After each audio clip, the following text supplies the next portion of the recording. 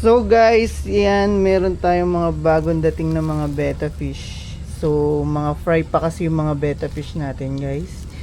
And eto, ayan.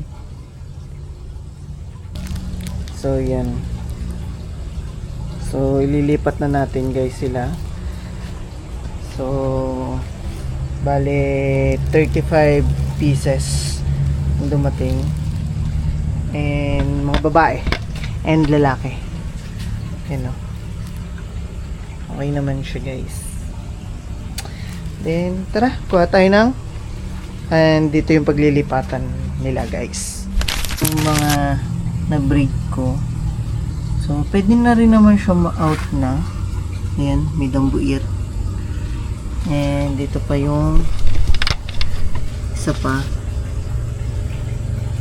Ito maliliit pa, mga juvenile pa sila. So ito maliliit pa, lalo na to. So ito guys, ilan lang to sa mga dinala ngayon. So ito.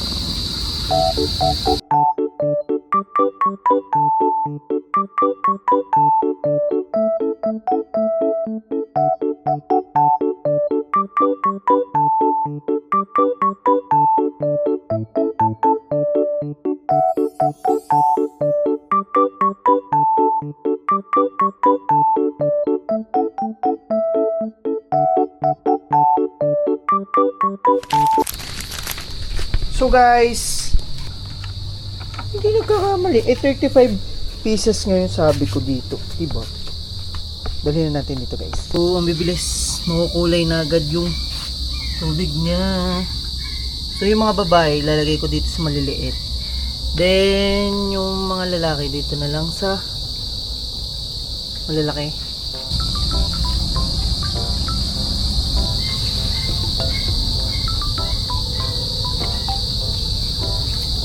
Lagay na natin sila.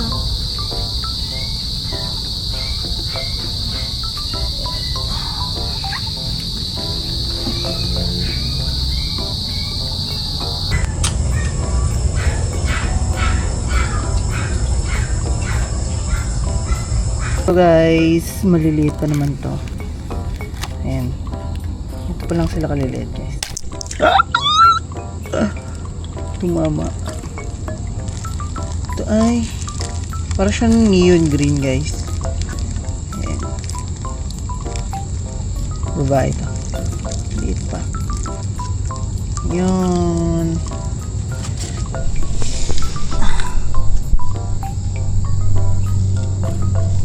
So yan na sila. Pakala ko na rin yung iba. And pakainin ko na rin sila later.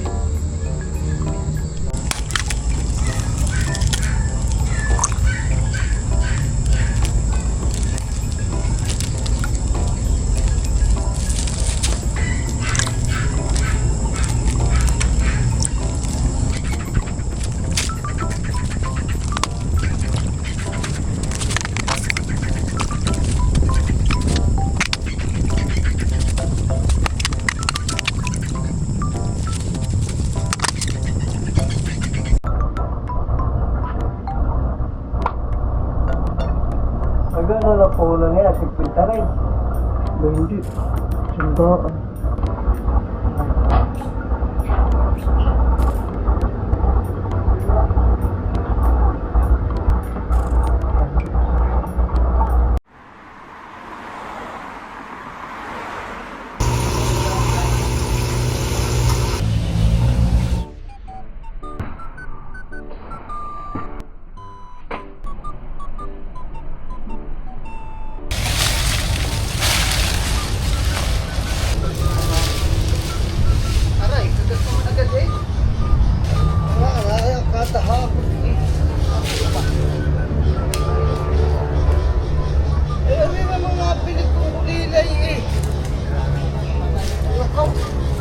Ay, hindi na, sumibig.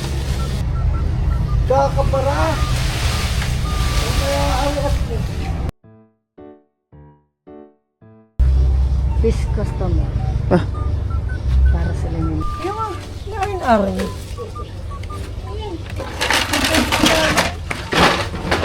So yun guys, ang aming taglian. Then nilalagay namin dito yung Ay, sinato eh. mga tab ng mga beta. Ayan.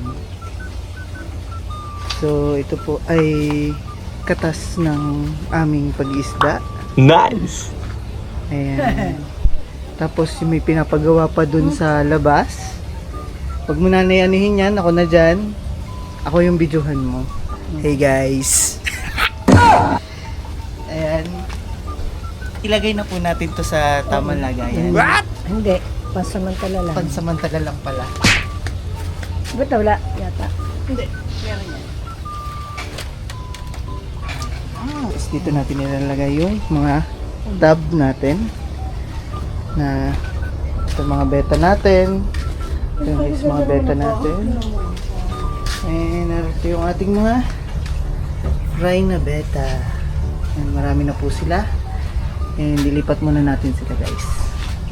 Wala nang laman. Kaya ko naman pala.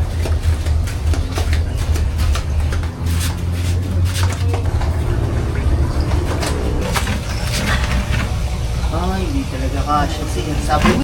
Hi guys, so ayan na, sinet up na natin yung mga tab natin. So, ang dami pang kulang. So, bibili pa tayo ng mga tab para dito. Ayan, hanggang doon. And, nagwa-water change na rin tayo. Ayan yung mga beta natin. Tapos, bali ito, wala nang laman.